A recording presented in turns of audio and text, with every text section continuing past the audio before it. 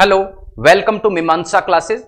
आज जिस खबर पर हम चर्चा करने वाले हैं, जिस खबर का हम विश्लेषण करने वाले हैं, आपने समाचार पत्र के आज के प्रमुख पेज पे ये खबर देखी होगी कि क्या राहुल गांधी गिरफ्तार हो सकते हैं, क्या राहुल गांधी की संसद सदस्यता समाप्त हो सकती है।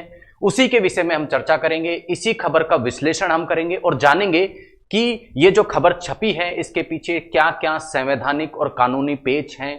क्या पहले भी इस प्रकार से किसी की सदस्यता को समाप्त किया गया है, क्या पहले भी कोई नेता इस प्रकार से जेल में गया है। इन सब बातों के बारे में हम जानेंगे और कुछ पूर्व की घटनाएं जो इस घटना से जुड़ी हुई हैं उनके बारे में भी हम चर्चा करेंगे। तो आइए स्टार्ट करते हैं सेशन को और सबसे पहले देखते हैं कि किन व्यक्तियों से जुड़ा हुआ ये मामला है।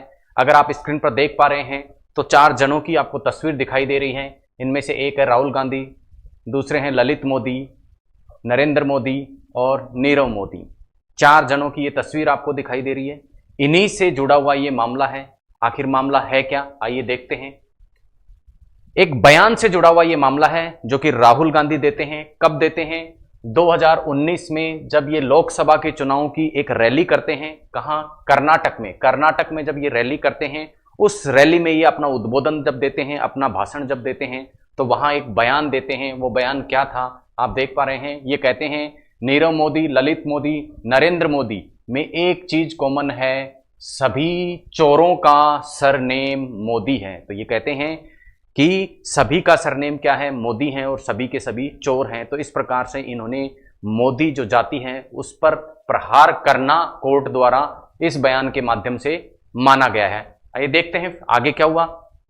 2019 में जो ये बयान दिया गया था, इस बयान हेतु सूरत के जो बीजेपी विधायक हैं पूर्णेश मोदी, जिनकी तस्वीर आप देख पा रहे हैं, इन पूर्णेश मोदी ने सूरत के कोर्ट में जाकर राहुल गांधी के विरुद्ध एक मामला दायर किया, एक मामला दर्ज किया। और ये मामला था आपराधिक मानहानि से संबंधित। अर्थात उनका कहना था, पूर्णेश मोदी का कहना था कि उन्होंने एक जाति विशेष पर हमला करके उस जाति की क्या की है? मानहानि की है। और चूंकि इनका सरनेम भी मोदी है, पूर्णेश मोदी का, तो इन्होंने अपने ऊपर इसको मानहानि मानते हुए राहुल गांधी के ऊपर क्या किया? इस मामले में केस किया।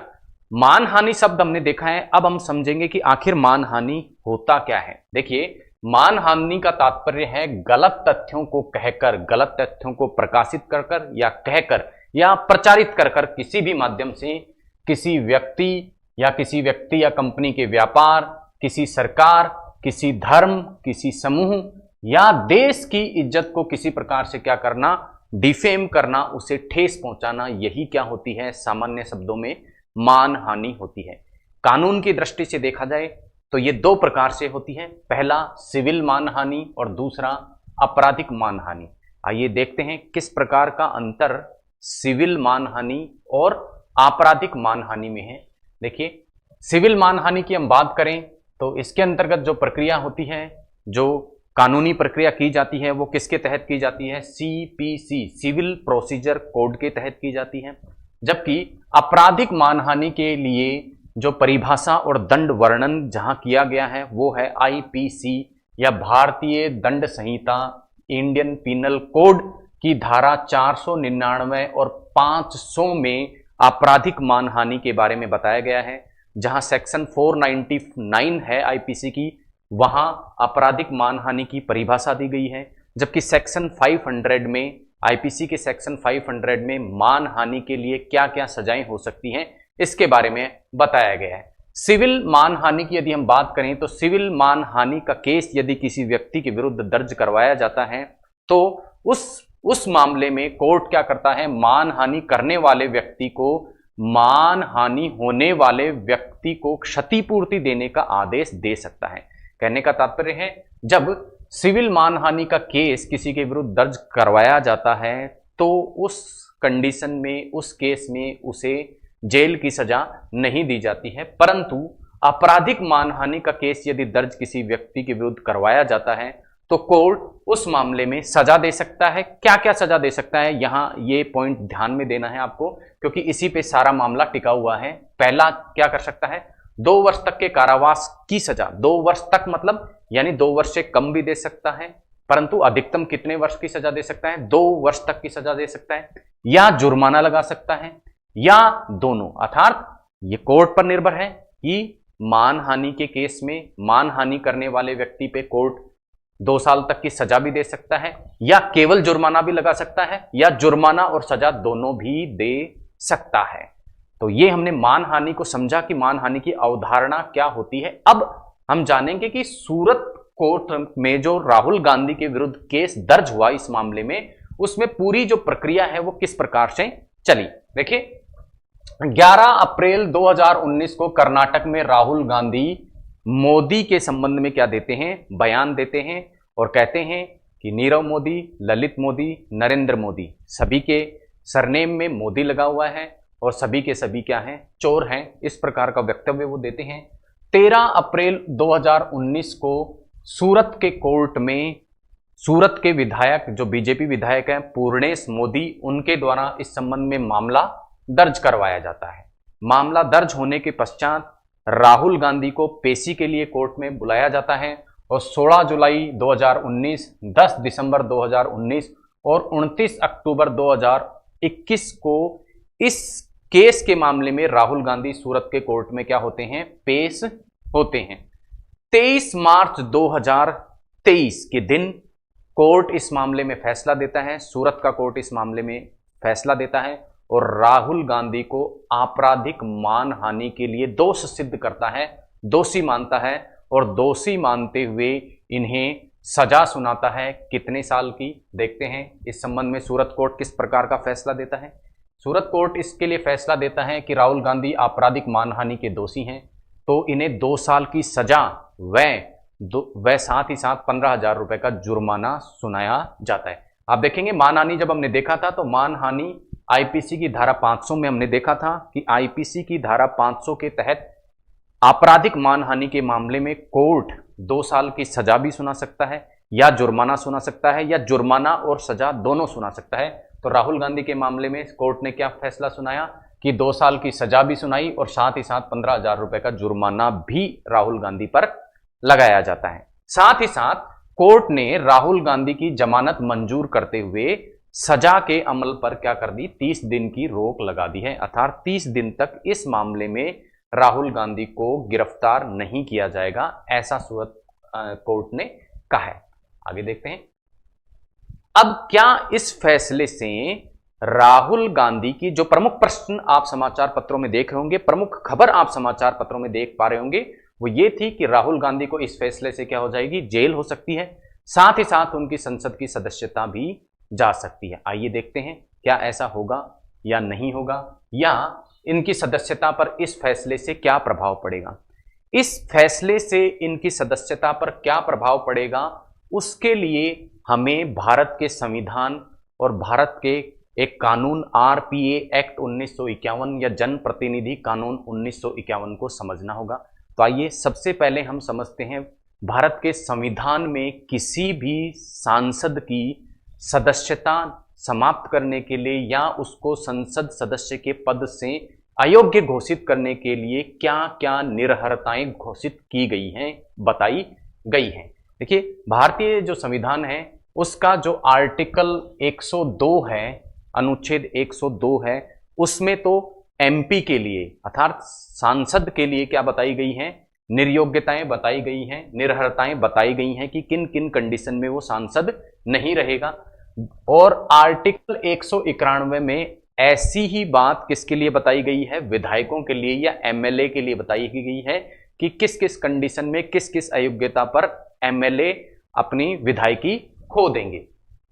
और ये जो प्रावधान किए गए हैं उन प्रावधानों के आधार पर ये 1 2 3 4 5 6 हम देख पा रहे हैं, ये सारे के सारे क्या हैं, आधार हैं जिसके बिना पर क्या कर सकती है किसी सांसद या विधायक की विधायकी या सांसदी जा सकती है। आइए देखते हैं कौन कौन से ऐसे आधार हैं।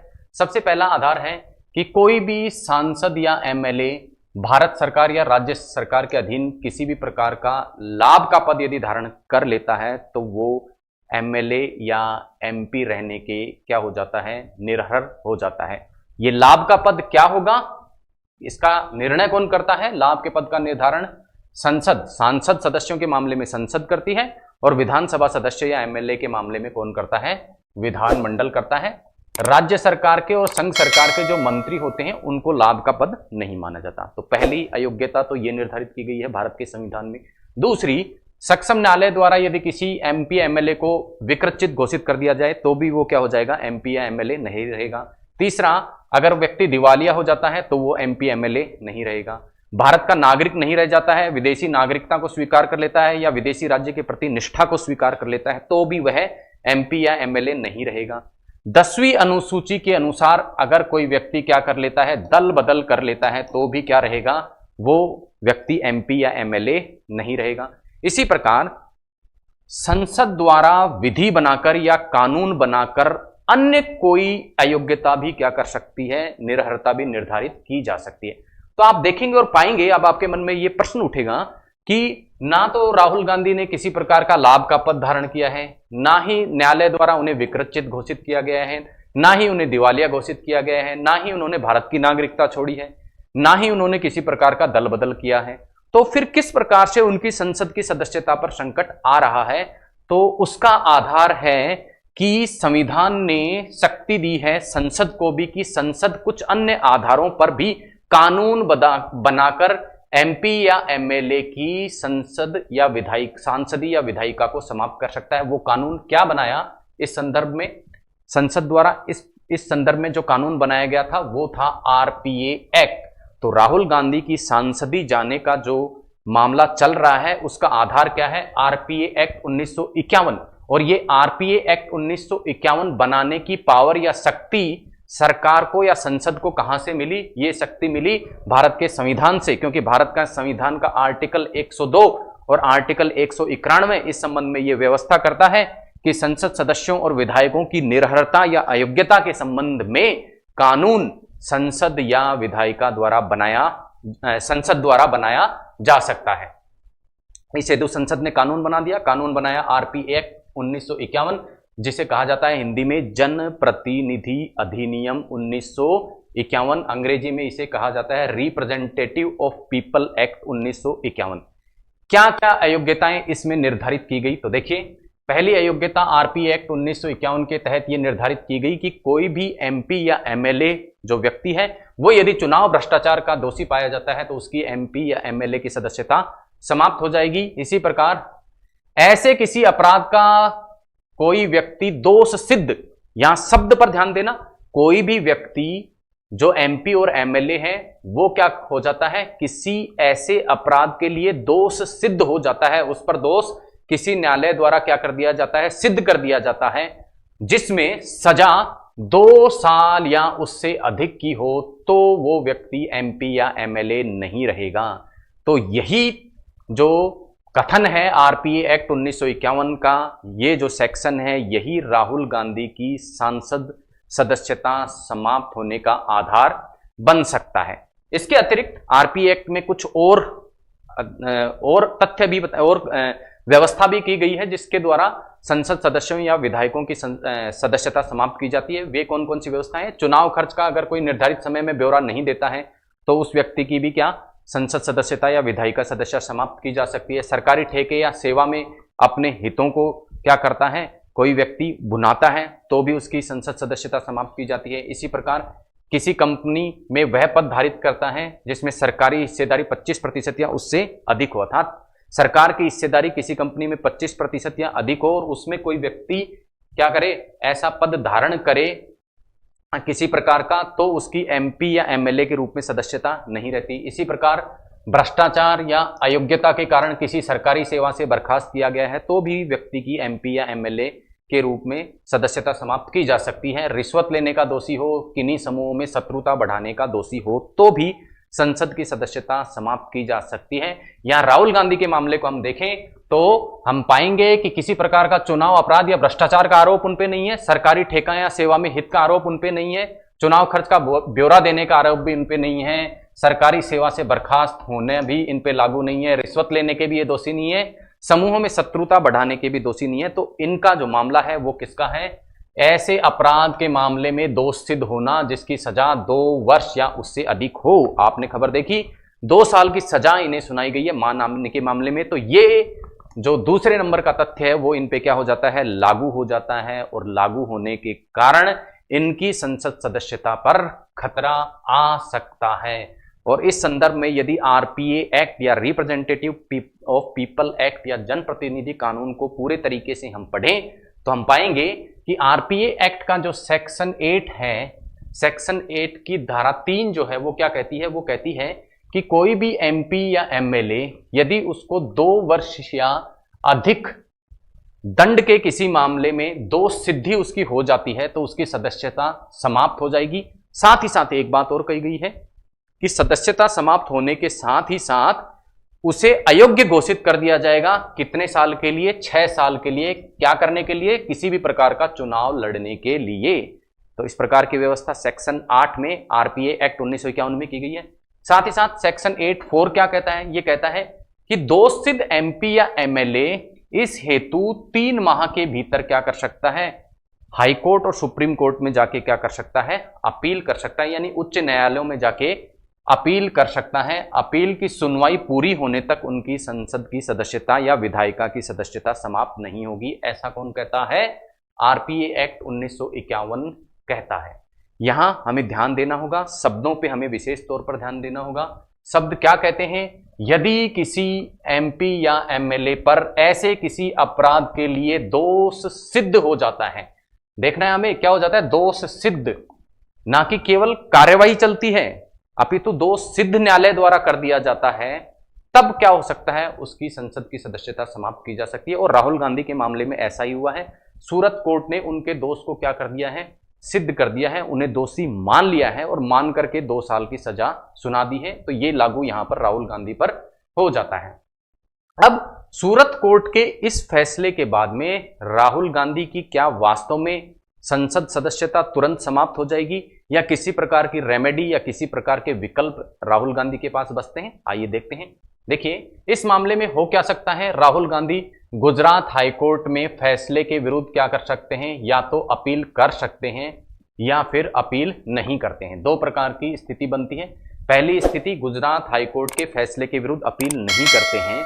अगर अपील नहीं करते हैं तो भी 3 महीने तक इनकी संसद की सदस्यता समाप्त नहीं होगी, क्योंकि हम देखेंगे कि आरपीए एक्ट का सेक्शन 8(4) जो है वो क्या देता है? कितना समय देता है? व्यक्ति को उच्च न्यायालय में अपील करने के लिए 3 माह का समय देता है। तो 3 माह का समय इनके पास में रहेगा और 3 माह तक इनकी संसद सदस्यता समाप्त नहीं होगी।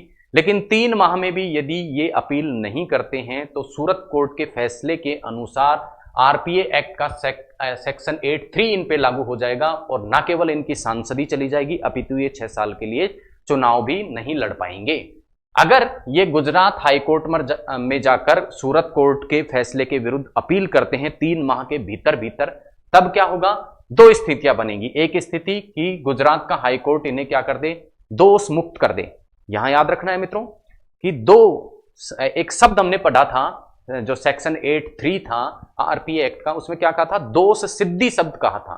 तो यहां गुजरात हाईकोर्ट यदि सजा कम कर देगा, उस स्थिति में, सजा कम करने की स्थिति में राहुल गांधी की संसद सदस्यता में किसी प्रकार की रिलीफ उन्हें नहीं मिल पाएगी। क्यों? क्योंकि दोष सिद्धि से मुक्त करना होगा। आरपीए एक्ट में क्या लिखा हुआ है? दोष सिद्ध अगर न्यायालय द्वारा कर दिया जाता है 2 वर्ष तक की सजा के मामले में या 2 वर्ष से अधिक तक की सजा के मामले में, तो संसद सदस्यता चली जाएगी। तो यहां गुजरात हाईकोर्ट इनकी सजा अगर घटा के 1 साल कर दे तो इसका तात्पर्य यह नहीं है कि सेक्शन 8 जो आरपीए एक्ट का यह कहता है कि केवल 2 या उससे ज्यादा की सजा में ही, 2 वर्ष या उससे ज्यादा की सजा में ही संसद सदस्यता समाप्त होगी।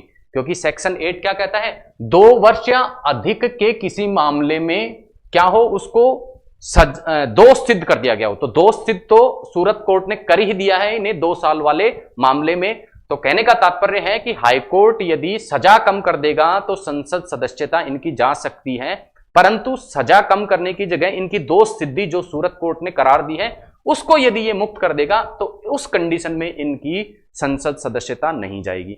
दूसरी स्थिति क्या बनती है कि हाईकोर्ट सूरत के कोर्ट के फैसले को बरकरार रखे और कहे कि इस मामले में क्या है, राहुल गांधी दोष सिद्ध पाए गए हैं। उस स्थिति में क्या होगा? पुनः राहुल गांधी को अपील के लिए 3 माह का समय मिलेगा और इस दौरान उनकी संसद सदस्यता समाप्त नहीं होगी और इस 3 माह में वे जाके सुप्रीम कोर्ट में अपील कर सकते हैं। यदि वे अपील करते हैं तो दो प्रकार की स्थिति बन सकती है। पहले प्रकार की स्थिति क्या कि सुप्रीम कोर्ट इन्हें दोष सिद्धि से मुक्ति दे दें और हाईकोर्ट के फैसले को बदल दें जिसके विरुद्ध अपील करके ये सुप्रीम कोर्ट में आए हैं, तो उस कंडीशन में इनकी संसद की सदस्यता बनी रहेगी और ना ही चुनाव लड़ने के में इनके किसी प्रकार की रोक लगेगी। दूसरा, सुप्रीम कोर्ट क्या कर दे, इन्हें दोष सिद्ध करार दे दे, और सुप्रीम कोर्ट जब दोष सिद्ध करार दे देगा तो तुरंत ही इनकी संसद सदस्यता समाप्त करने की कार्यवाही की जा सकती है, क्योंकि सुप्रीम कोर्ट के विरुद्ध अपील के लिए समय मिलने का समय ही प्रश्न ही पैदा नहीं होता। क्यों? क्योंकि सुप्रीम कोर्ट से ऊपर किसी प्रकार का कोर्ट भारत में है ही नहीं, शीर्ष न्यायालय सुप्रीम कोर्ट है। तो यहां से फैसला आते ही इनकी सदस्यता क्या हो जाएगी, तुरंत समाप्त हो जाएगी और 6 वर्ष के लिए चुनाव पर भी इनके क्या लग जाएगी, रोक लग जाएगी। साथ ही साथ दूसरी स्थिति क्या हो सकती है कि सुप्रीम कोर्ट में हाई कोर्ट के फैसले के विरुद्ध राहुल गांधी अपील ही ना करें। अपील ना करने पर भी इन्हें 3 महीने का समय तो दिया जाएगा कि ये सुप्रीम कोर्ट में जाएं, लेकिन उस 3 महीने की समाप्ति के पश्चात इनकी संसद सदस्यता भी समाप्त हो जाएगी और जो सजा कोर्ट ने सुनाई है उससे रिहाई के पश्चात 6 वर्ष तक ये चुनाव लड़ने हेतु भी अयोग्य रहेंगे। तो इस प्रकार के विकल्प और स्थितियां राहुल गांधी के सामने आने वाले समय में आ सकती है। ये सभी कानूनी पक्षों की हमने बात की। अब हम बात करेंगे कि हाईकोर्ट या सुप्रीम कोर्ट द्वारा सजा कम कर देने से नहीं, दोष मुक्त करने पर ही सदस्यता बची रहेगी।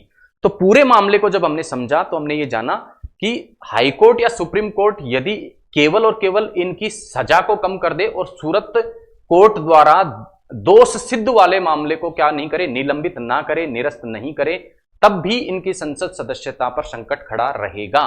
क्यों? क्योंकि सेक्शन 8 जो है आरपीए एक्ट 1951 की, वो क्या कहती है, 2 वर्ष सजा वाले मामले में दोष सिद्ध व्यक्ति की संसद सदस्यता जा सकती है। तो क्या करना होगा, आरपीए एक्ट क्या कह रहा है, 2 वर्ष से अधिक सजा वाले अपराध के लिए दोष सिद्ध व्यक्ति की सदस्यता समाप्त हो जाएगी, ये कह रहा है। साथ ही साथ इन्हें आपराधिक मानहानि में 2 वर्ष तक की सजा का प्रावधान करते हुए क्या करा गया है, सूरत कोर्ट ने दोषी माना है। तो केवल मामला विचाराधीन उच्च न्यायालय में रहने से ही इन्हें क्या नहीं मिल जाएगी, रिलीफ नहीं मिल जाएगी। इन्हें साथ ही साथ हाईकोर्ट क्या कहे कि इनकी दोष सिद्धि जो है उसको निलंबित किया जाता है और मामला हमारे पास विचाराधीन है, तब जाके इनकी संसद सदस्यता क्या हो पाएगी, बच पाएगी। नहीं तो क्या होगा, स्पीकर द्वारा सदस्यता निरस्त करने की कार्यवाही की जा सकती है। तो राहुल गांधी को रिलीफ केवल सजा कम कर देने से, कोर्ट द्वारा सजा कम कर देने से ही नहीं मिलेगी, अपितु इनकी सूरत कोर्ट द्वारा दी गई दोष सिद्धि को निलंबन करने पर ही मिल पाएगी। आगे चलते हैं और एक पीछे के 2013 के मामले से इस मामले को जोड़कर देखा जा रहा है। आइए देखते हैं 2013 का कि क्या मामला था। 2013 में आप तस्वीर में जैसा देख पा रहे हैं, राहुल गांधी ने एक अध्यादेश को एक सभा में फाड़ दिया था। एक प्रेस कॉन्फ्रेंस कांग्रेस द्वारा, अजय माकन द्वारा क्या करी गई थी, आयोजित की गई थी 27 सितंबर 2013 को। और उस प्रेस कॉन्फ्रेंस में राहुल गांधी ने एक अध्यादेश को क्या कर दिया था, इस तरह से क्या कर दिया था, उसकी प्रति को क्या कर दिया था, फाड़ दिया था। और जब राहुल गांधी ने इस प्रति को फाड़ दिया तो मनमोहन सरकार ने राहुल गांधी की असहमति इस आदेश के प्रति मानते हुए उस अध्यादेश को क्या कर दिया था, वापस ले लिया था और वह अध्यादेश कानून नहीं बन पाया था। आखिर उस अध्यादेश में था क्या और क्यों, इस मामले से जोड़कर उसे देखा जा रहा है। तो वो जो अध्यादेश था 2013 में जिसे राहुल गांधी ने फाड़ा था, वो अध्यादेश आरपीए एक्ट 1951 में संशोधन के लिए ही था। और ये वही आरपीए एक्ट 1951 है जिसके कारण राहुल गांधी की संसद सदस्यता पर प्रश्न चिन्ह या उसके निरस्त होने का संकट आज खड़ा हो गया है। तो देखिए संशोधन किस प्रकार का किया जा रहा था। इसमें संशोधन यह किया जा रहा था कि दोष सिद्ध होने के बाद भी यदि कोई व्यक्ति दोष सिद्ध किसी कोर्ट द्वारा करार दे दिया जाता है, उसके पश्चात भी अगर उच्च मामलों में, ऊपरी अदालतों में मामला क्या है, विचाराधीन है, तब तक किसी व्यक्ति की एमपी या एमएलए के रूप में सदस्यता संसद या विधायिका से समाप्त नहीं होगी। इस प्रकार का अध्यादेश ये लाया गया था, जो कि राहुल गांधी द्वारा क्या कर दिया गया था, फाड़ दिया गया था। और उसी मामले में आज इनकी संसद जो सदस्यता है उसी अध्यादेश के विषय में, जिस विषय में संशोधन था, उसी के आधार पर, आरपीए एक्ट की उसी धारा के आधार पर इनकी संसद सदस्यता पर आज संकट की खबर हमने पढ़ने को मिल रही है। अब हम बात करेंगे कि क्या केवल एक ही मानहानि का केस राहुल गांधी पर अब तक दर्ज है। जी नहीं, राहुल गांधी के विरुद्ध पूर्व में भी मानहानि के केस दर्ज हुए हैं, लेकिन किसी भी मामले में फैसला कोर्ट का अभी नहीं आया है। कौन कौन से इस प्रकार के मामले राहुल गांधी पर दर्ज पूर्व में हुए हैं? 2014 में भी इस प्रकार का एक मामला राहुल गांधी पे दर्ज कराया था। आरएसएस ने यह मामला दर्ज कराया। क्या मामला था? महात्मा गांधी की हत्या का आरोप राहुल गांधी ने आरएसएस पर लगा दिया था। आरएसएस ने इसे अपनी मानहानि मानते हुए आपराधिक मानहानि का केस इनके विरुद्ध दर्ज किया था। इसी प्रकार 2016 में संघ की छवि को नुकसान पहुंचाने हेतु एक असम की कोर्ट में भी इस प्रकार का मामला राहुल गांधी के विरुद्ध मानहानि के लिए दर्ज हुआ था। 2018 में रांची में मोदी चोर है कहने पर भी रांची झारखंड में इनके विरुद्ध मानहानि का मामला दर्ज हुआ। इसी प्रकार 2018 में ही पत्रकार लंकेश गौरी की हत्या हेतु संघ की विचारधारा को इन्होंने जिम्मेदार ठहराया और इसके लिए भी महाराष्ट्र में इन पर मानहानि का एक मामला दर्ज हुआ। लेकिन सभी के सभी मामलों में किसी प्रकार का फैसला कोर्ट ने नहीं दिया है। फैसला आना अभी बाकी है। मामला विचाराधीन है। किसी मामले में इनकी दोष सिद्धि नहीं हो पाई है और जब तक दोष सिद्धि इन पर नहीं हो पाएगी तब तक इन पे आरपीए एक्ट 1951 की धारा 8 लागू नहीं होगी। तो इन सभी मामलों में अभी तक संसद सदस्यता पर किसी प्रकार का संकट इन पे नहीं है। हाल फिलहाल का जो मामला है उनमें चूंकि कोर्ट ने दोष सिद्ध इन्हें करार दे दिया है, इसलिए इनकी संसद सदस्यता पर संकट यहां खड़ा होता दिख रहा है। अब हम बात करेंगे कि क्या आरपीए एक्ट 1951 के कारण पहले भी किसी एमपी या एमएलए की सांसदी या विधायकी गई है? तो जी हां, कई मामलों में कई बार ऐसा हुआ है कि आरपीए एक्ट 1951 के तहत व्यक्ति क्या हो जाता है, संसद सदस्य या विधायिका सदस्य रहने के क्या हो जाता है, निर्हरित हो जाता है। और ऐसा 1975 में इंदिरा गांधी के साथ भी हुआ, जब रायबरेली चुनाव में धांधली के लिए इन्हें जिम्मेदार माना गया और चुनाव में भ्रष्टाचार के आधार पर, जो कि आरपीए एक्ट में लिखा हुआ है कि चुनाव में भ्रष्टाचार के आधार पर क्या कर सकता है, किसी एमपी या एमएलए की सदस्यता को छीनी जा सकती है। तो एमपी ये नहीं रह गई थी, इनकी सदस्यता को समाप्त कर दिया गया था इसी आधार पर। इसी तरह 2013 में लालू यादव को चारा घोटाले के मामले में 5 साल की जब सजा हुई तो भी इन को क्या दी गई थी, इनकी सदस्यता को समाप्त किया गया। साथ ही साथ चुनाव लड़ने पर भी इनके रोक लगाई गई 6 वर्ष के लिए। 2019 में कुलदीप सेंगर जो कि उन्नाव रेप केस के आरोपी थे, इन पर भी उन्नाव जो केस है उसके लिए इन पर क्या किया गया, कार्रवाई करते हुए सजा सुनाई गई और इनकी सदस्यता, जो विधानसभा की सदस्यता थी, उसको समाप्त कर दिया गया। अन्य कई एमपी एमएलए पे भी इस प्रकार की कार्रवाई अब तक हो सकी है। तो ये पहला मामला नहीं है जब आरपीए एक्ट 1951 के तहत किसी व्यक्ति पर या किसी एमपी एमएलए पर कार्रवाई की जाएगी। अब पूरे मामले के कानूनी पक्षों को हमने देखा, संवैधानिक पक्षों को हमने देखा, लेकिन कांग्रेस और कुछ अन्य दल के जो नेता हैं वो इस पूरे मामले को कानूनी या कोर्ट द्वारा जो फैसला दिया गया है उससे परे भी कुछ मानते हुए इस पर सियासत की बात करते हैं और कहते हैं कि ये तो एक सियासी समीकरण है और केंद्र सरकार द्वारा इस प्रकार से जो है राहुल गांधी को घेरने के लिए ये प्रयास किया गया है। देखिए क्या है, इस प्रकार के ट्वीट कुछ हमें दिखाई देते हैं। तो देखिए ट्विटर पे राहुल गांधी क्या ट्वीट देते हैं, मेरा धर्म सत्य अहिंसा पर आधारित है, सत्य मेरा भगवान है, अहिंसा उसे पाने का साधन। महात्मा गांधी का एक कोटेशन कोट करते हुए ये इस फैसले से असहमत नजर आते हैं। उसी तरह अरविंद केजरीवाल भी इस संबंध में ट्वीट करते हुए कहते हैं, गैर बीजेपी नेता और पार्टियों पर मुकदमे करके उन्हें खत्म करने की साजिश हो रही है। हमारे कांग्रेस से मतभेद हैं मगर राहुल गांधी जी को इस तरह मानहानि मुकदमे में फंसाना ठीक नहीं। जनता और विपक्ष का काम है सवाल पूछना, हम अदालत का सम्मान करते हैं पर इस निर्णय से असहमत हैं। तो कुछ सियासी समीकरण या कुछ सियासी कारण भी इस पूरी घटनाक्रम के पीछे दे रखे हैं। सियासी घटनाक्रम है या नहीं है ये तो राजनीति का विषय है, परंतु हाल फिलहाल हमने बात की संवैधानिक और कानूनी प्रावधान इसके पीछे क्या हो सकते हैं, इसके बारे में मिलते हैं अगले सेशन में अगली खबर के साथ, इसी तरह उसके कानूनी, संवैधानिक और अन्य पक्षों के विश्लेषण के साथ में। थैंक यू, जय हिंद।